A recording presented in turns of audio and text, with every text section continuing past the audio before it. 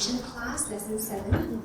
So for Foundation students, last week we actually went through Lesson 6 and we spoke about Lord's Day service and the difference with Sabbath day. So today we're going to focus on offering and tithes, the differences between the two, and the Bible's position on giving offerings and tithes. So in today's class, this is a simple structure, 3 key points. We will study about what is the position of our Bible on tithing. Number 2, on offering. Offering is outside of tithing. It includes Thanksgiving, your birthday offerings, your first fruit offerings, your construction offerings, your building fund offerings, that sort of different offerings. So we'll cover that separately. And last, we will also go through certain money management matters for daily living. So let's start off with the first, and I think a very important point, tithes. Before a person steps into a Christian church, this word probably will never exist in your vocabulary. So let us define what is the meaning of tithes. Okay? Tithes means 1/10. You can look it up, and I have looked it up for you in the Bible and in the dictionary. So the word tithe appears 32 times. 32 times in the Bible, in different forms. Tithe, 10th part, 1/10, 10th, tithing. This definition of the word 10 or tithe literally means 10%. It means 1/10 or 10% of all that you earn, of what you have earned. So if we look up the Merriam-Webster dictionary, I did look up the Oxford dictionary since we use British English here, but it was not free online, so this is the free online dictionary. It defines tithe as 1/10 part of something. So, tithing principles. Let's look up what the Bible says about how we ought to tithe, when we should tithe, the amount, and the manner and attitude we should tithe with. So we will explore all aspects, from external to internal to timing. So first, the Bible clearly tells us there are 32 verses, as you have seen. We will go through 20 over verses of those 32. Tithing is a command which was given by God in the Bible. It is very convenient for many Christians and blog sites to say, we don't need to tithe now because you are living in the time of Christ or New Testament.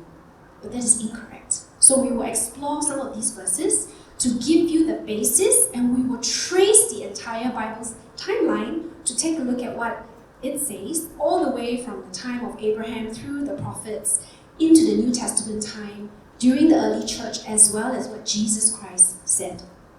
So let's take a look. Leviticus 27 verse 30.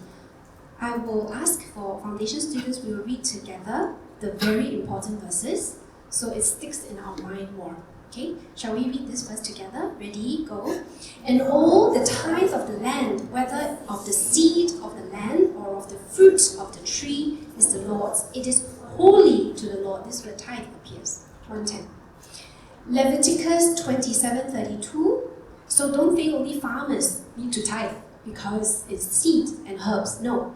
Even if you're a shepherd, any trade, commerce, paycheck, allowance, stipend, anything that is an income is tithable and under the law of God.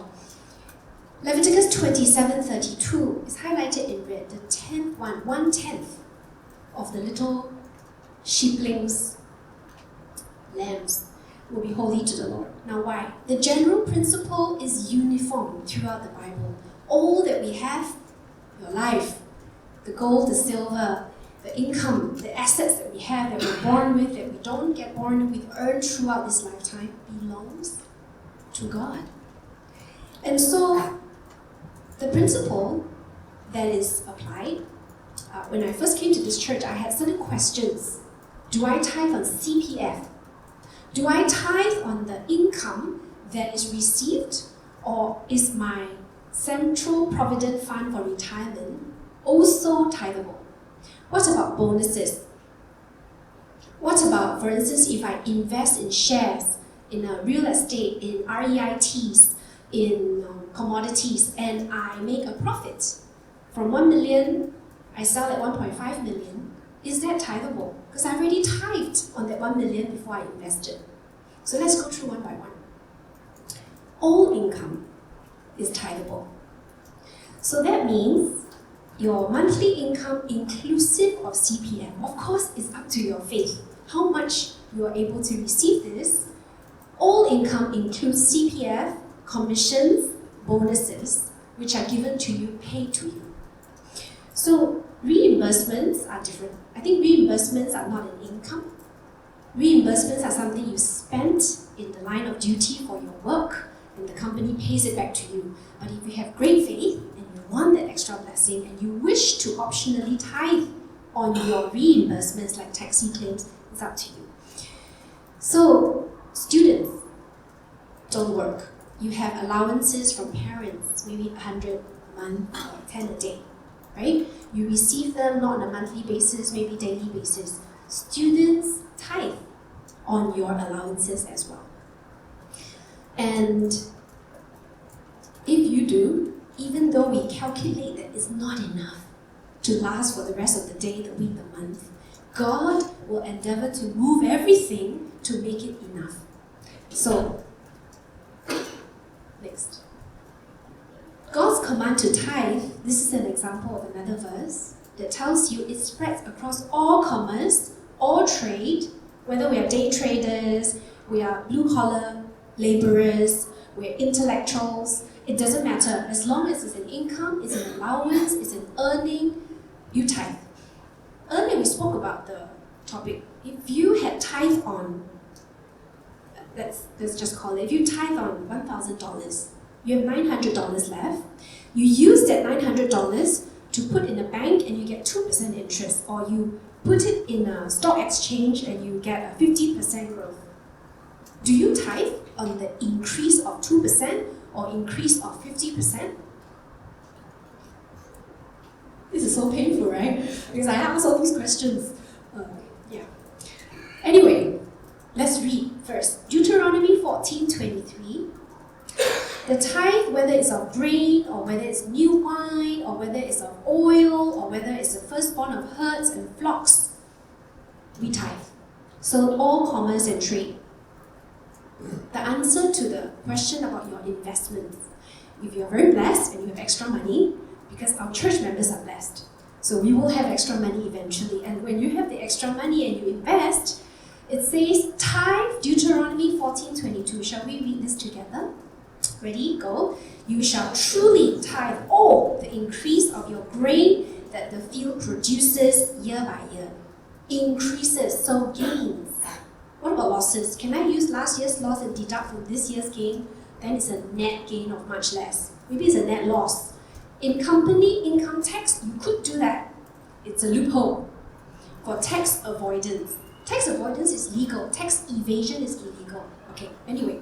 So the point is, can we avoid tithe by using last year's loss, last month's loss, with this month's income? The answer is no.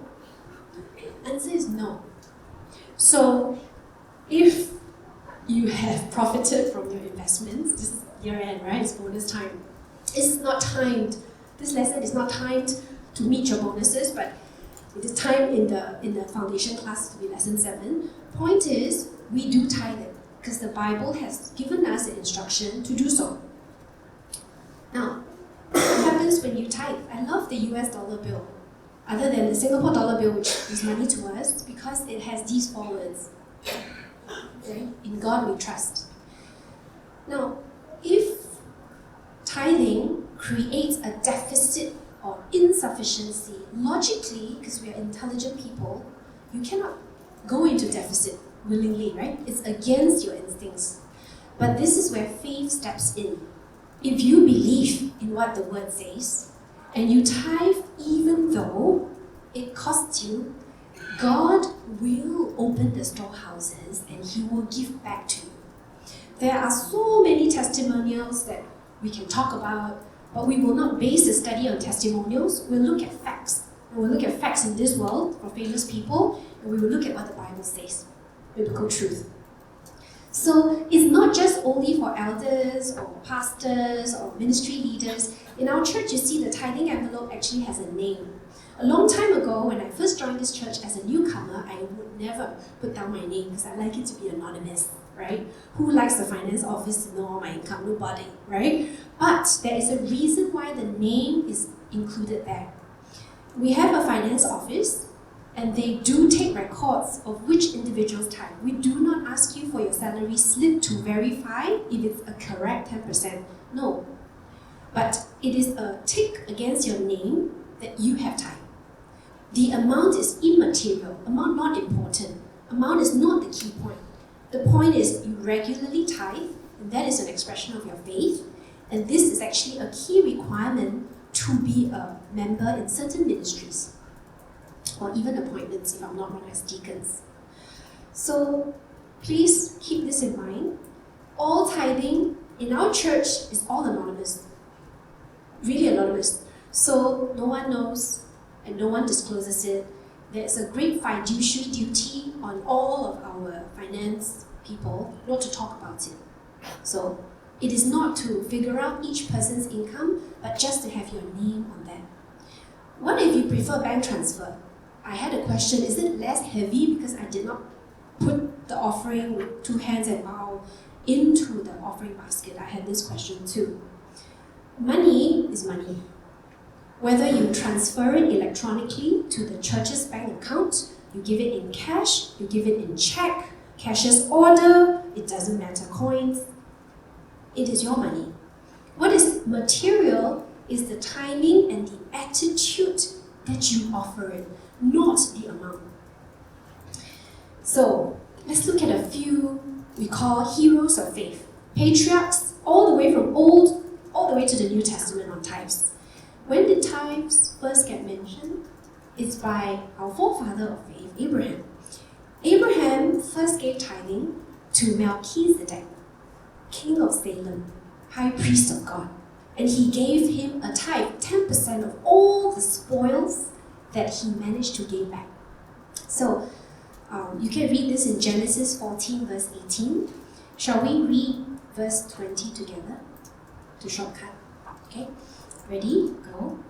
And blessed be God Most High, who has delivered your enemies into your hand, and he gave him a tithe of all. Abraham gave Melchizedek. It cannot logically be the high priest gave tithe to Abraham. The high priest didn't go fighting physically. It was Abraham being the context hero of the story. So when we tithe, because the amount is not important, it is the heart and the attitude behind it. Moment that you give the tithe and God sees your preparation, the night before, the week before, however is your preparation, he already makes plans to make all things sufficient for that time cycle. If you get salary, if you get your earnings every year, then tithe once a year. If you get it every day, because it's an allowance, then tithe daily. If you get it twice a month, because you're paid out like that, then tithe it twice a month. The key is the timing. If you are paid on day 1 of the month, do you tithe on day 31st, or if it's a February leap year, 26, 27, or do you tithe on day 1? Day 1 may not be a Sunday, right? So the key is always to give to God your first fruits, your best fruits. That means the pioneer first portion. So if you are paid on the 1st of the month, and the 1st of the month is not a Sunday, let's say it's a Monday, and you're going to spend money already, right? On Tuesday or Wednesday and Thursday, and you want to give first fruits to God. What do? You take out a sum, you write out a check, you make out a cashier's order, you do your online transfer, whatever is your fancy of how you wish to transfer, you put that aside first. Then on Sunday, when you come to church on Wednesday, you give it if it's a physical offering into the church basket. But you set it aside. Meaning, don't give leftovers. That is the attitude and timing that we're talking about. A 10 cents or the 2 copper coins from the widow is heavier and more precious in Jesus' eyes than all the rich people who tithe just a little bit, and maybe along the way, but she gave all. So, second example, King Hezekiah.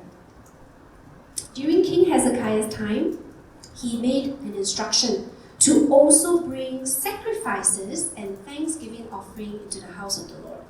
So this is another example where offerings are brought into the house of the Lord. Third example, Nehemiah's time. During Nehemiah's time, all Judah, how is this so governable? All Judah, let's read this together, Nehemiah 13 verse 12. Then all Judah brought the tithe of the grain and the new wine and the oil to the storehouse. The storehouse today is the church's offering basket or the bank account of the church. All Judah brought the tithe, which means everybody was of one heart. All things come from God, so I just give back 10%. This is the only way we can let go of money, because human beings have an instinct to have security. We are grasping by nature because we don't know and we have fear of the unknown. So, Nehemiah's time, all offering. Education was successful. What about the New Testament times? Which is now. We are living in the church era. In the New Testament times, we have a negative example of a group of people who did tithe, but were not acknowledged. Their tithing is a little bit like Cain's. God did not acknowledge their tithing. And that is the group of Pharisees. 2 verses, Luke 11:42, Matthew 23:23. The scribes and Pharisees did tithe. But although they did tithe, it means outwardly they tithed, but and they did it as a motivation to obey the law of God, because they are teachers of the law. But God says you failed. You tick the box, you went through the outward motion of giving money, or in this case, herbs. But you did not do the rest of the law, which is what I hope you would have done when Jesus came. So this is an example, negative example. Don't consider, because we tithe, all other problems, all other laws can be subsumed under the great blessing that tithing brings. So let's look at the next example. Early church in the New Testament, our times. Shall we read these two verses together? Acts 4:32 and 35. I'll summarize. Tithe was not mentioned here as a tithe. You don't see the word tithe. But what you see is a greater standard. These early Christians gave 100%. They gave it all. They didn't just give 20%. They laid all as was needed for the apostles to do ministry. So let's read this. Acts 4:32. Ready, go. Now the multitude of those who believed were of one heart and one soul. Neither did anyone say that any of the things he possessed was his own, but they had all things in common. Right? All things in common. If you need, I will pay. Verse 35. And laid them at the apostles' feet, and they distributed to each as anyone had need. So this is even more than 10% tithing. But they did so. And it was mentioned. What about what Jesus says? What does our Lord Jesus say about tithing? He does better. He talks about money. He talks about the concept of money and not just tithing 10%. You realize in the Old Testament is precise. 10% is 10%. Tithe, 1/10, right? But in the New Testament, it seems to be never-ending, limitless amount, as all had need. So what does Jesus say? He put the baton in your hand. Tithe is necessary, but if you want to get more blessings, if you desire more and to do more and to receive more, you lay up your treasures in heaven. Let's read this, Matthew chapter 6, 19 to 20. Ready, go. Do not lay up for yourself treasures on earth, where moth and rust destroy and where thieves break in and steal. But lay up for yourselves treasures in heaven, where neither moth nor rust destroys and where thieves do not break in and steal. So when you think about this verse, Jesus is saying, where your treasure is, you would give. If God is that true precious Christ that is born on Christmas Day and He really is my treasure, then where He needs, I would give, right? But the reality is we give But when you have to give again on top of the 10%, we do draw back and we start calculating, but I need da da da da da. We do calculate. But the key is, the principle and the attitude behind now is 10% is just the basic minimum. There are other free will offerings. We're only talking about tithe, 10% right now. So earlier we said gold and silver is God's, right? Everything is His. So where there is a need and you are able to rise up for that need, He will bless and take care of that for you, right? So yes, amen. So let's take a look at the blessing. Many times we are motivated by the blessings, so let's be motivated. Storehouse of heaven. We'll read Malachi 3:8, which is a blessing together with a curse. Okay? Let's read this very important verse, very bookmark textbook verse together. This is the specific scolding and rebuke that Malachi gave to the Jews. He said, "Why did you rob God?" Now, it's a big deal. Let's talk about the punishment first. Now, we're in Singapore, right? There's a Singapore Criminal Penal Code. A penal code is a code set by the Attorney General's chambers for punishment and for what the judge is able to give in terms of sentencing and the crime. So, there is a difference between thieving, theft, and robbery. And the difference is so great that I actually looked it up for you, and for my interest as well, to show you. Okay? On the left side of the screen are penalties for theft. Let me just summarize for you. Thieving is this photo here. You see it, you understand it. This photo. This is thievery. Secretly, silently take something, right? Like a pickpocket in the Romanian gypsies, for instance. That's in our today's terms, thievery. Thievery is a very light sentence. Let me rephrase that sentence. The punishment for theft is a very light sentence. I'll summarize it for you. Community service. It's like a slap on the wrist. You get community service like this: first-time offenders, day reporting, community service, short detention. Let's look at robbery. Robbery is serious. You get caned. You know, in Singapore, the cane is usually used for murderers, robbers, and rapists, from what I remember, right? It is punishable by 2 years up to 10 years of jail for robbing.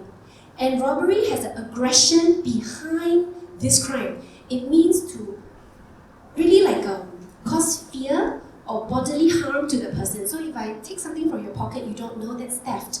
But if I snatch it from you and punch you in the process of getting it, that's robbing you, right? God did not say, hey, do not be a thief and commit theft. Do not steal from me. He said, do not rob me. This word is a very loud and clear siren to say, if we do not pay our tithes, if we do not pay the whole tithes, if we do not pay at all, this is robbing God. In the human world, you get 2 to 10 years, as well as up to 6 strokes of cane. But God's hand is bigger than that prison officer.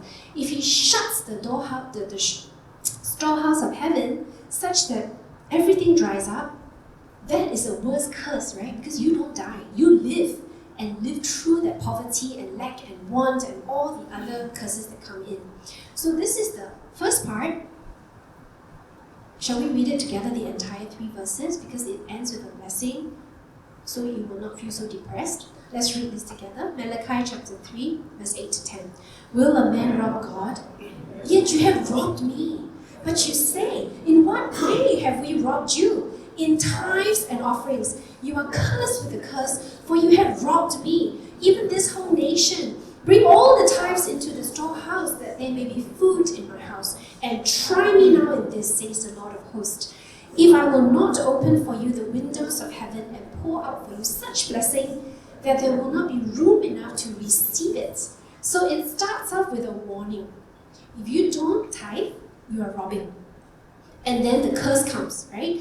Then He gives you a challenge. His challenge is, nowhere else in the Bible do you see God saying, hey, test me? What does it mean to test God? What does it mean to take a test? It means you ask a question and then you see what's the response. Like, if I do this, what will He give me? If I don't do, or if I do more, what will He give me? That's testing God, right?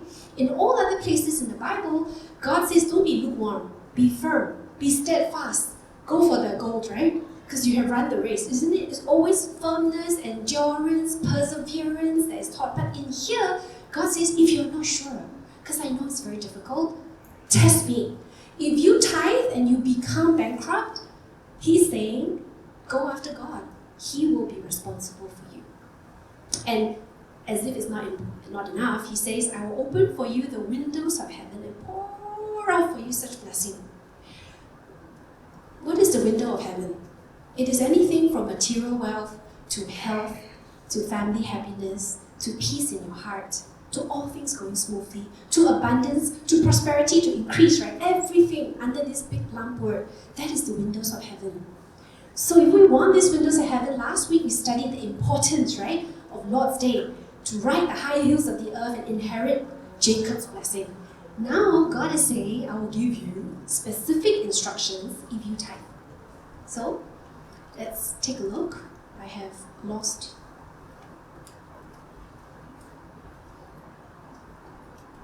Sorry. Okay. We're going to look at an example. In the 1700s, there was a study by an American educator called A.E. Winship that I thought was very interesting. And he studied two persons. One was a pastor, a preacher called Jonathan Edwards. And if you Wikipedia Jonathan Edwards, you can see his beliefs. Anyway, he was a pastor, he was a preacher. And he studied the family line of what happens 150 years after this pastor's is gone, right? And at the same time zone of 1700, they studied another person called Max Jude.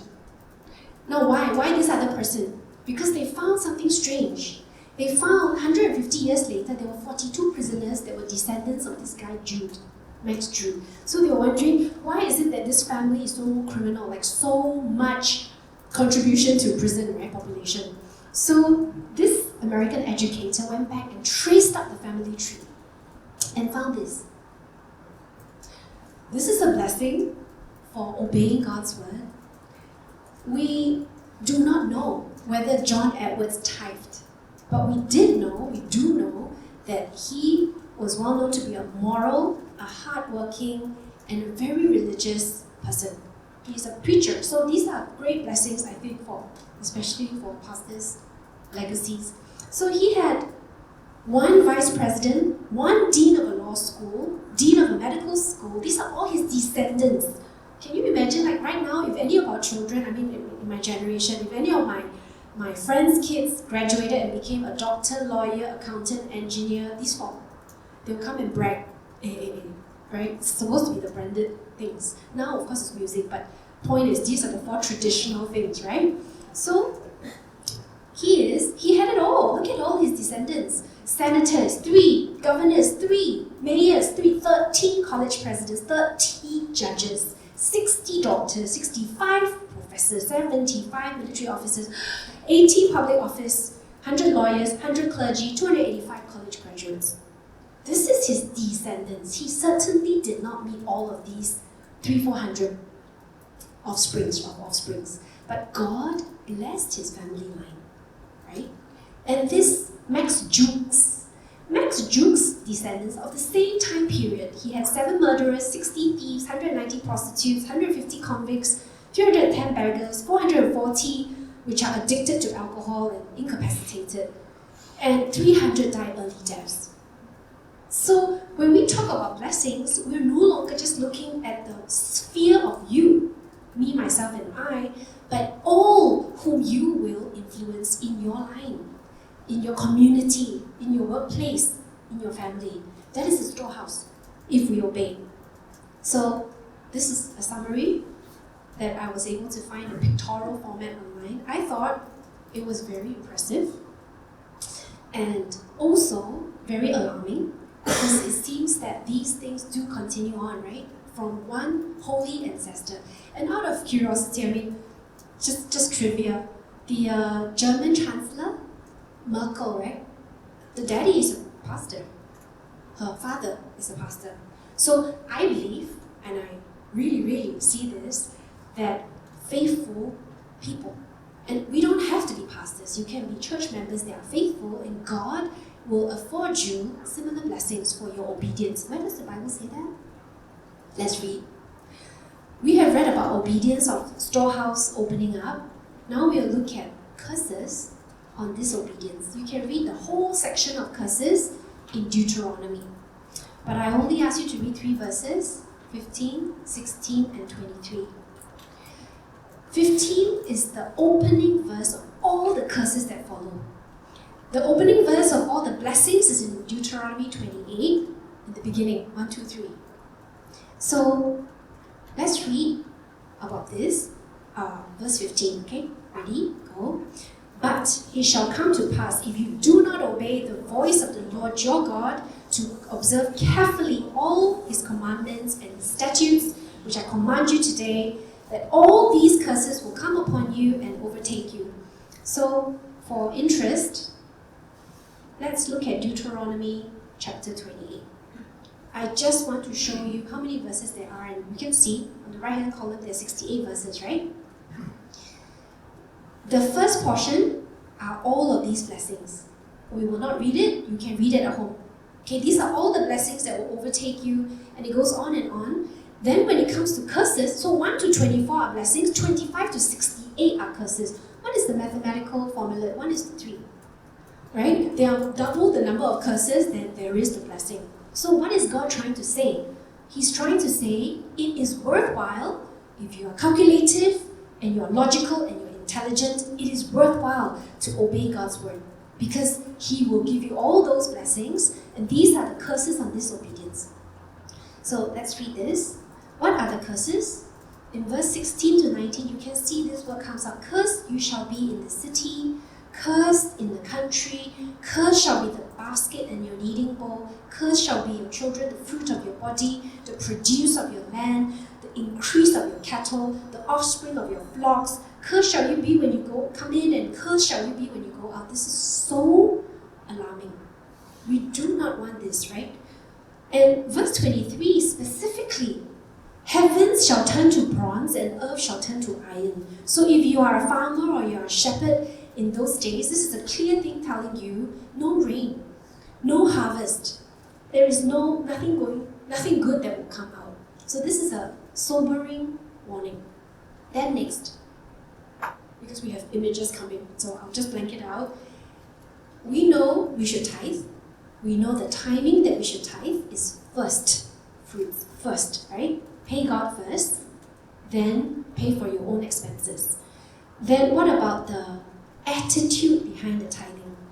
For those of us giving check or cash, God receives a crumpled note as much as he receives a fresh dollar bill from Chinese New Year, right? But it shows our attitude in giving this present. And it's very, very hurtful to receive a gift that is used. A long time ago, it was 50, I don't know, it's a long time ago. Long time ago, we had a Santa Claus like gift exchange thing in this community. And I gave something, I bought, I think, some mug or some towel, and I received something. I was very excited. Not because of anything, but it's always nice to receive presents. I opened it. It was a used tube of expired hair dye. It was a long time ago, but up to this day, right, I remember it. I know we're supposed to throw away all bitterness, right? Yes, from today's sermon. But I remember it because all throughout the way home, I'm thinking, why? Why did I get this? It's a secret Santa, so you don't know who gave it. So I felt really unhappy. I felt cheated. I felt that, is that the way it is? And all these terrible emotions. So this is human, right? Petty human. What about God? So, preparation for your tithing. Give fresh, clean, non-torn bills, check, or whatever it is that you want to tithe in. In some places, people crumple up the notes and then shove their fist into the basket so no one sees the amount. And then the people at finance will open up and smooth out that dirty money, right? It's still money, but the attitude of giving a crumpled note, a torn dollar bill of many, this is the 25th, 26th, some people do that, right? So that their mates don't steal, they know how many bills they have. Don't, if possible, do that. Try to prepare fresh, clean, crisp dollar bills or coins. So the whole attitude of this is to give with preparation. If we give looking at your pocket just before the basket comes, which is what a lot of us did before we know this, right? You look quickly at your $10.50, red or blue. But I have to go out later. Okay, give the red one. And then we think that we have done our part, right? But tithing comes with preparation because you need to calculate. 1/10 has to come at one shot. The next question is, do you pay tithes in 4 parts because there are 4 Sundays? So you can keep back one fourth, which is what I did initially because I thought I would give it anyway, right? But that's wrong. Tithing is to be given one shot, first fruits, one, whole tithe, right? Not cut the mango into 4 and then give it out like that. So that spells of an insurance policy. If I don't have enough for the 4th week, I'll just borrow lah. That's not correct. Not correct, okay? So let's treat God as the most important VIP. And for the most important VIPs in our business life, in your family, you will do everything to roll out the red carpet, right? So we need to roll out the red carpet, and you have one time every pay cycle to receive this storehouse of blessing. Since you're going to tithe it early, on time, first fruit, whole, new. Okay, many nouns, but I'm sure you remember it. So first fruits, what is the understanding of a first fruit? English, first fruit means not second fruit. First fruit means the best and the first. So for some people, especially our church members, if you get a fresh new job, if you get a job, right? If you're a fresh graduate and you get a job, the first month's salary or the first cycle salary, you give it to God. First fruits means if you earn 1,000, the first 100 before you spend on your insurance policy and credit card bills and all the bills, you give it to God before you use the other 900. Because by you doing this, you are confessing, God, all things belong to you. I just give you back that 1/10. And God considers it's a good equation. If you give 10%, because this is all God minimum requires, everything, I will bless your rest of the 90%. It will be enough. That's the key. Okay? So, first fruits offering and attitude behind giving. We talk about attitude in the visuals. The visible evidence is your notes, is the timing that you give and the full whole amount that only you know. Cheerful giver. I try to remind this to myself every time because in our church we have a lot of different offerings. We have tithes, we have Thanksgiving, and on birthdays we also give God a special offering for the day that you are born, safety and alive, right? And then there are building construction offerings, there are free will offerings, there are mission trips offerings, there's a lot of offerings. And sometimes you just don't feel that joy in giving, right? You give because it's required to be spent, but you don't feel that joy. And let's read this verse because this is a good reminder. If you have to give, receive because of the correct attitude. Okay, let's read it together. 2 Corinthians chapter 9, verse 5 to 10. And because it's a good, encouraging verse, we read all these 5 verses. Ready? Go. Therefore, I thought it necessary to exhort the brethren to go to you ahead of time and prepare your generous gift beforehand, which you had previously promised, that it may be ready as a matter of generosity and not as a grudging obligation. But this I say, he who sows sparingly will also reap sparingly, and he who sows bountifully will also reap bountifully. So let each one give as he purposes in his heart, not grudgingly or of necessity, for God loves a cheerful giver. And God is able to make all grace abound towards you, that you, always having all sufficiency in all may have an abundance for every good work. As it is written, He has dispersed abroad, He has given to the poor, His righteousness endures forever. Now, may He who supplies seed to the sower and bread for food supply and multiply the seed you have sown and increase the fruits of your righteousness. Amen, right? If you want to give, and if you ought to give it with a happy heart. What if you just cannot feel happy? You know, right? We pray. Sorry, God, I'm about to give this offering. I know I can give more, but I'm very, very happy to give this amount. So please accept it. And increase my faith that I can give more next time.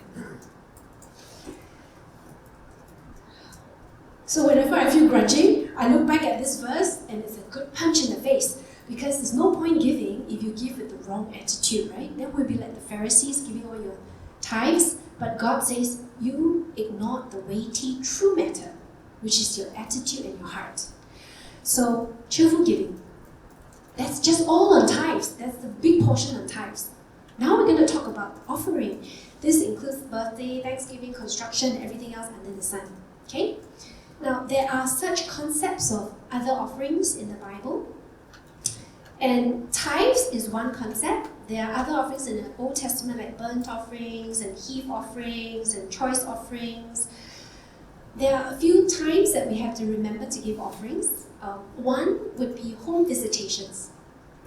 When you are visited in your home and the pastor comes to pray for you, although it may or may not be a service, it may be a prayer time, the offering that you give to the pastor is always passed back to the church finance office. Because we always have been taught, you cover for the fuel or the whatever it is, the bus fare to get there, the rest is given to God. When you do this, you are blessed. Because this is a small offering that you gave of your heart that you have prepared before Him. So, if we can summarize the essence, whatever you sow, you will reap. So if you give a lot, you get back a lot. Right? So this is visitation offerings and other types of offerings. Now, Deuteronomy 12 verse 11 and 16, 17. These offerings do not have a quantum. God doesn't say 10% tithes and then 3% this and 6% that. No. It is unlimited, it is free will, it is voluntary for all the other offerings that you want or you may want to give. Whether it's construction, it's Thanksgiving, it's anything. So prepare. All these offerings should also be done with preparation, with a thankful, cheerful heart. Okay? Let's look at money management. So that's it. Section 2 was fast, right? Because section 1 applies to section 2. In the attitude, the timing, and all the preparation. Let's look at money management very quickly, since we're talking about money. To be or not to be. So, sometimes you might have an urge to borrow money, or you might be requested to lend money. So, do you lend a church member who asks you? Because it's very difficult to say no to a church member, right? So, the principle of the Bible is this. If you lend, God remembers you for helping the widows, the orphans, and all those in need, of course, and He will bless you. But when you lend, number 1, 2 principles: don't charge interest. Don't say, I'll lend you and then 10% because that's what I would have lost, putting in the bank.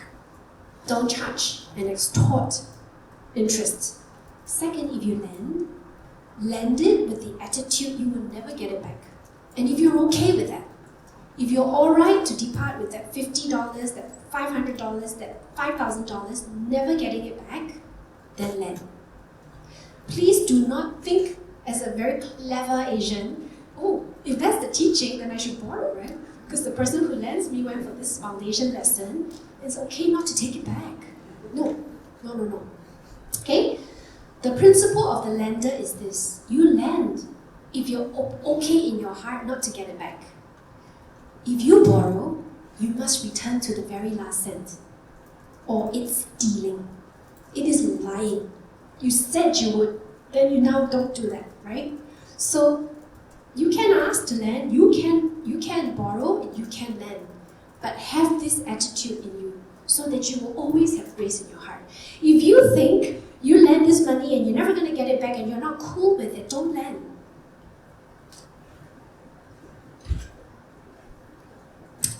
Shall we read the blessings of those, however, who do lend? Psalms 37:21. Let's read it. Ready, go.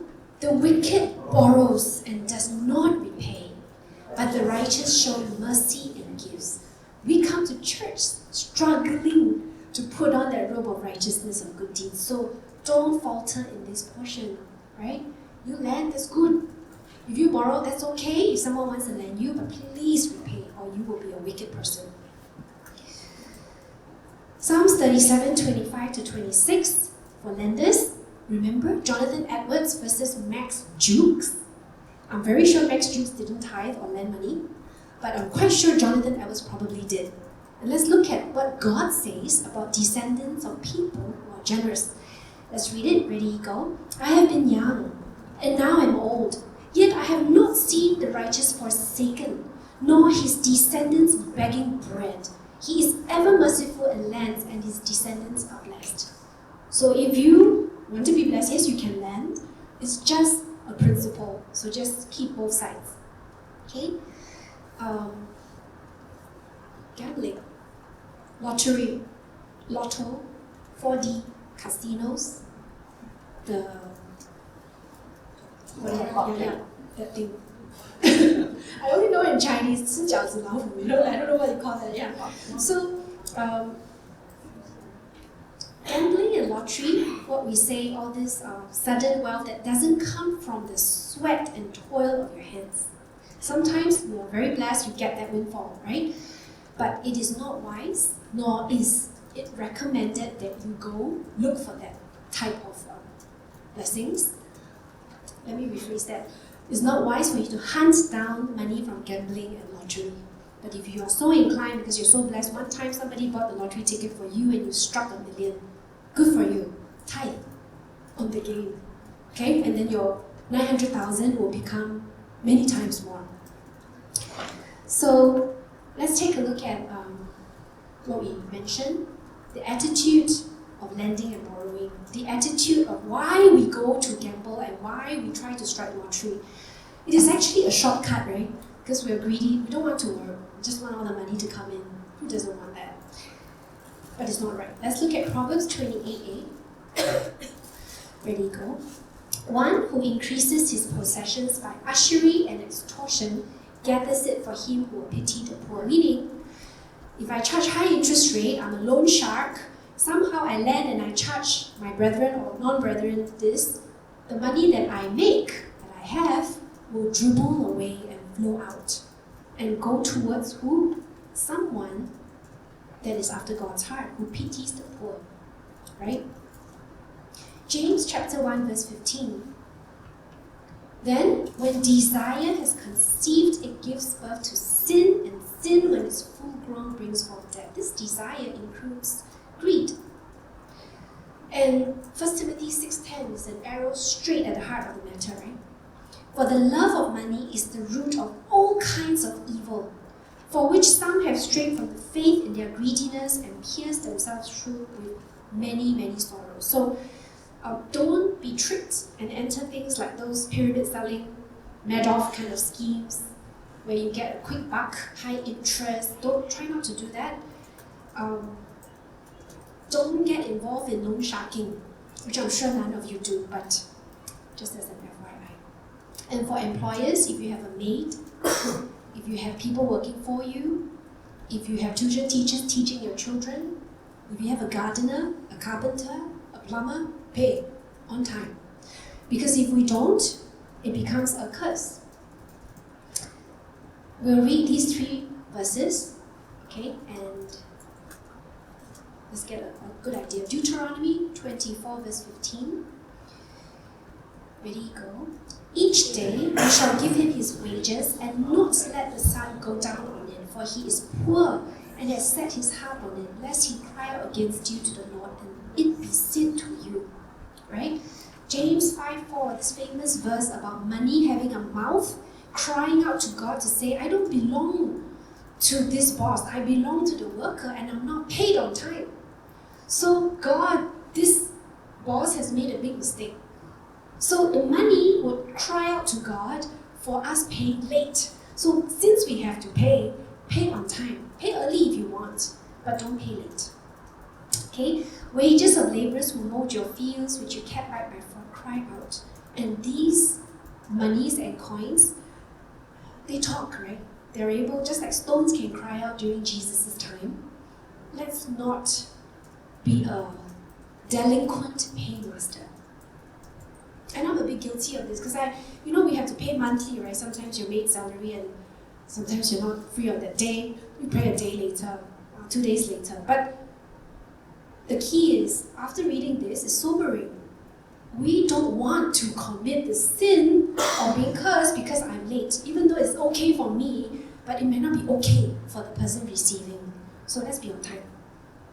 What if you made a vow? See, financial vows are the most popular vows in this world, I think. God, I'm suffering, I'm in desperate straits. If you bless me and I make X million, I'll give it to you. And he does. So tithing, this is a famous thing, right? We've always learned in our sermons in our church. You make $10, you give $1, it's okay. You make $100, you give $10, it's still okay. $1,000, give $100, all right, I can do by faith. When you make $1 million and you give 100,000, it gets harder to write that check. When you make 10 million and you write down 1 million tithe, you start to imagine this 1 million, what it can do, the great journeys that it can go, the great security, right? But if you have vowed, that's not even talking about tithing. If you vow a special amount, you don't have to say, I owe to you, God, in this formal way that you swear in court. Sometimes in your prayer or in your own personal ruminations, you have this resolution. You say, God, if you do this for me, this happens, I will give you X dollars. This is your own extra voluntary commitment. Please don't delay. Let's read. Obviously, I did not put in the book. Okay, let's just read. Is it Ephesians? Okay, thank you. Ephesians 5:4. Let's read this together. Ready, go. Oh, Ecclesiastes. Sorry, I'll write it down here. Ecclesiastes. Okay. Ecclesiastes 5:4. Ready, go. When you make a vow to God and do not delay in fulfilling it, He has no pleasure in fools. Fulfill your vow. It can be in money matters, it could be in anything of your life. But if you have made a commitment over and above the tithing or anything at all, please take great care to fulfill it. Because if you don't, He will come after you to collect this and force you to go back to give it to Him. So do it quickly. So, in conclusion, this is the end of the study.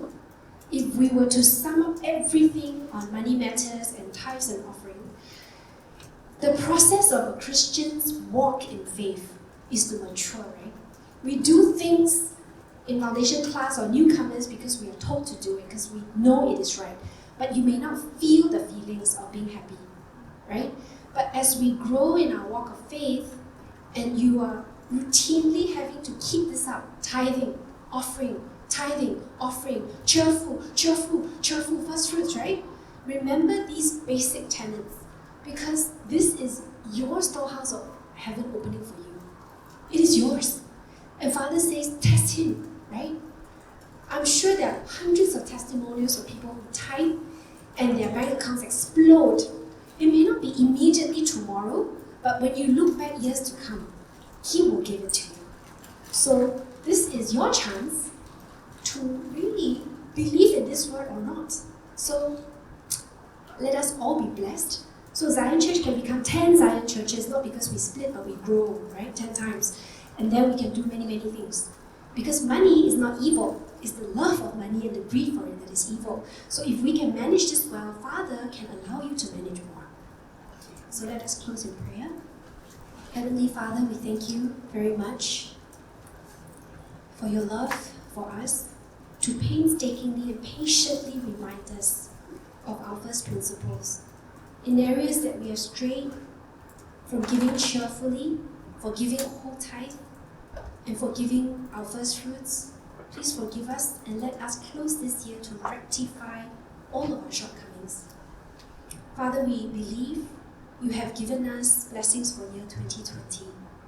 And as we have a magnanimous heart towards others, Father, let us not rob you in our negligence or our ignorance, but may we truly take all things that you have taught us seriously, so that all members going out and coming in will be blessed by what you have prepared for them. Father, we thank you. We ask that you engrave these words on our hearts, so as we go forth month after month and week after week, we may be obedient in word and in action. We thank you in Jesus' name we pray with full thanksgiving. Amen.